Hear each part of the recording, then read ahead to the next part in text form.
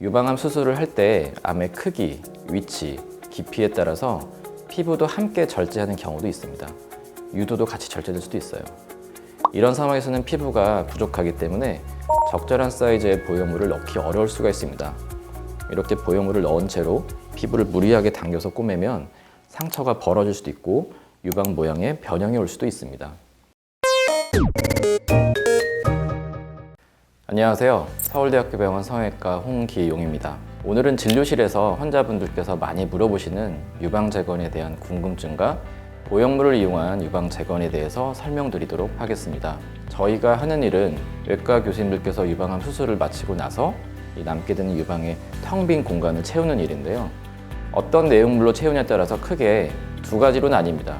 내 몸에 있는 살, 즉 자가 조직이 첫 번째로 생각할 수 있는 재료이고요. 두 번째로는 가슴의 크기를 키울 때 사용하는 유방 성형용 실리콘 보형물을 재건에 사용하게 됩니다. 이미 유방 재건을 받으신 환자분들께서 어떤 선택을 내렸는지 통계 자료를 토대로 설명드리겠습니다. 10년 전인 2011년도에는 자가 조직과 보형물의 비율이 각각 80%, 20%, 즉 4대 1이었습니다. 그러던 것이 유방 재건 수술이 점점 늘어나면서 상대적으로 보형물 재건의 비중이 높아져서 올해는 자가 조직과 보형물의 비율이 25%와 75%, 즉 1대 3으로 바뀌었습니다. 그러니까 요즘은 유방 재건을 받으시는 환자 4분 중에 3분은 보형물을 택한다는 것이죠. 그렇다면 나이대별로는 어떻게 다를까요? 2018년도 통계를 토대로 말씀드리겠습니다. 보형물을 택하는 비율이 30대에서는 78%, 40대에서는 71%, 50대에서는 64%, 60대에서는 70%로 나타나는데요. 전 연령대에서 자가 조직보다 보형물을 이용한 유방 재건이 더 많이 시행되고 있음을 알 수 있습니다. 그렇다면 보형물을 이용한 유방 재건에 대해서 좀 더 알아봐야 할 것 같습니다. 유방 재건을 위한 전용 보형물이 따로 있지는 않습니다. 예전에는 생리식염수로 속을 채우는 보형물이 있었지만 지금은 쓰지 않고요. 실리콘 보형물만 사용합니다. 보형물은 3가지 기준으로 구분하는데요. 첫 번째 기준은 사이즈입니다. 작게는 120-30cc부터 크게는 800cc까지의 다양한 사이즈의 보형물이 있습니다. 그렇지만 한국인의 체형을 고려했을 때 200에서 500cc 사이의 보형물을 주로 많이 사용합니다. 기본적으로는 외과 교수님들이 유방암 수술을 마치고 나면 절대된 조직의 무게를 재는데요. 무게 값을 토대로 비슷한 사이즈의 보형물을 선택합니다. 하지만 절제된 조직의 모양과 보형물의 모양이 똑같지는 않습니다. 따라서 새 보형물을 개봉해서 가슴에 넣었는데 예상했던 것과 사이즈가 맞지 않는다면 다른 사이즈의 보형물을 또 개봉해야 되는 곤란한 일이 생기겠죠. 그래서 보형물과 똑같은 모양과 똑같은 크기의 이런 모조품인 사이즈라는 것을 먼저 가슴에 넣어보고 모양이 괜찮은지 신중하게 따져본 다음에 최종적으로 결정된 사이즈의 보형물을 그제서야 개봉해서 깨끗하게 소독하고 가슴에 넣습니다. 두 번째는 보형물의 모양입니다. 둥근 모양이 있고 이렇게 물방울 모양의 보형물이 있습니다. 현재는 이 물방울 모양의 보형물은 더 이상 사용하지 않고 둥근 모양의 보형물만 씁니다. 아무래도 윗가슴이 살게 되는 둥근 모양의 보형물과는 달리 이런 물방울 모양의 보형물은 가슴 모양을 비슷하게 재현한다는 장점이 있는데요. 하지만 가슴 안에서 이렇게 회전을 하면 어떻게 될까요? 그렇죠. 의도했던 모양과는 달리 유방 모양의 변형이 올 수가 있습니다. 따라서 가슴 안에서 최대한 빠르게 주변 조직과 들러붙도록 보형물의 표면이 거칠거칠합니다. 여기서 보형물의 3번째 기준을 말씀드려야 하는데요. 바로 보형물의 표면의 거칠기입니다. 보형물은 크게 부드러운 표면의 보형물이 있고요. 아까 말씀드린 거친 표면의 보형물이 있습니다. 하지만 지금은 물방울 모양을 가진 거친 표면 보형물이 퇴출되면서 둥근 모양의 부드러운 표면 보형물만 주로 사용합니다.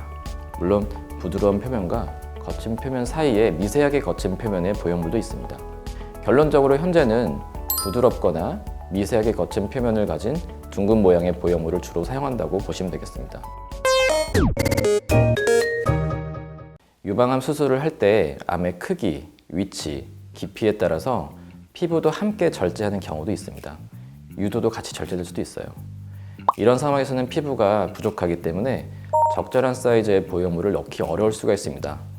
이렇게 보형물을 넣은 채로 피부를 무리하게 당겨서 꼬매면 상처가 벌어질 수도 있고 유방 모양에 변형이 올 수도 있습니다. 특히나 유방암 수술을 받고 나서 조직검사 결과를 토대로 기수가 나오고 항암 치료나 방사선 치료를 받아야 하는 경우도 있는데요. 만약에 수술 상처가 아물지 않거나 문제가 생기면 뒤에 이어지는 항암과 방사선 치료가 연기될 수도 있습니다. 따라서 저희는 피부가 부족하다고 판단되면 보형물을 넣지 않고 조직 확장기라는 것을 넣습니다. 조직 확장기는 말 그대로 조직을 늘려주는 장치인데요. 비유하자면 물풍선이라고 보시면 됩니다. 물을 뺀 상태로 가슴에 넣고 상처를 닫은 다음에 물을 조금씩 넣습니다. 이렇게 물을 넣어주면 부풀게 되죠.